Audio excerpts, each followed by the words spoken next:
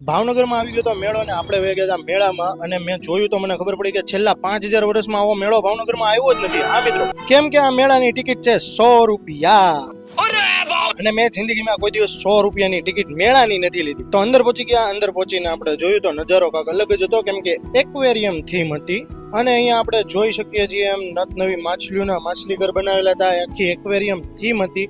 નત નવી અલગ અલગ નાની થી લઈને મોટી બધી આપણે માછલી જોઈ, શાર્ક જોઈ અને હાવજની જેમ એક વચ્ચે કાચબો પણ જોયો. મોટી જાડી પાતળી લાંબી મગર જેવી બધી માછલી જોઈ. એ બધી જોયા પછી જ ખબર પડી કે હવે મેન નજારો આવવાનો છે. આખી ટનલ હતી, ઉપર નીચે આગળ પાછળ બધી જગ્યા માછલી હતી અને આ એક્સપિરિયન્સ ભાવનગરમાં આપણે પહેલી વાર કર્યો કે આપણે ઉપર અને માછલી નીચે, આપણી નીચે ઉપર બધી બાજુ માછલી.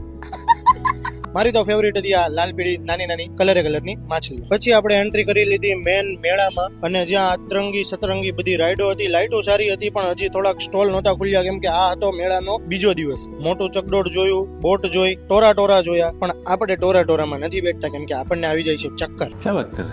પછી મેળામાં આપણા ફોલોવર મળ્યા તો બધાને આપણે આઈસ્ક્રીમ ના કોન ખવડાવી દીધા. બધાને પડી ગઈ મોજ. પછી બેઠી ગયા આપણે ભાઈ હોળીમાં અને હોળીમાં બેઠા પછી હાલત થોડીક ખરાબ થઈ ગઈ હતી. તોય પાછું બળ કરી લીધું. ગોળ ચકડોળમાં બેઠો. ચકડોળમાં બેઠા પછી આપણે ચક્કર ખાતા આવી ગયા પાન ખાવા અને પાનની દુકાન બહુ સારી હતી. આ ભાઈને મેં શું કીધું કઈ ખબર ન પડી. ભાઈ હળકતું પાન મારા મોઢામાં મૂકી દીધું. આગવાળું પાન ખાઈને આપણે આવી ગઈ મજા.